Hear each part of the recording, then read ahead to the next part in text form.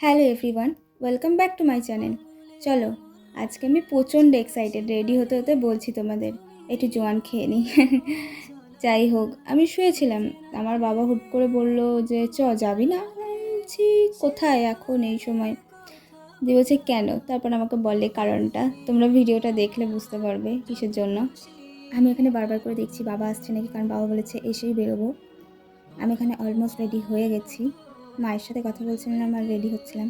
মানে মায়ের একদমই মত ছিল না ব্যাপারটাতে, তাও মাকে অনেক কষ্টেই রাজি করানো হয়েছে, আমি আর বাবা মিলে রাজি করিয়েছি।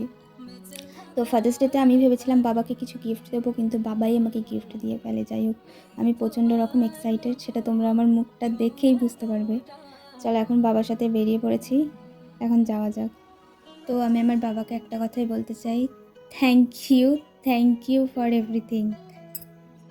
তো গাইস, আমরা এসি কিনতে এসেছি, তোমরা দেখেই বুঝে গেছো হয়তো।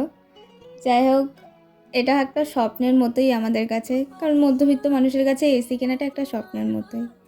এসি নিয়ে বিল টিল করতে সেরকম একটা টাইম লাগেনি, তারপর আমি আর বাবা বাড়ি চলে এসেছিলাম। তো চলো, টাটা, দেখা হচ্ছে নেক্সট কোনো ভিডিওতে। বাই। পৃথিবীর সকল বাবাকে জানাই হ্যাপি ফাদার্স ডে।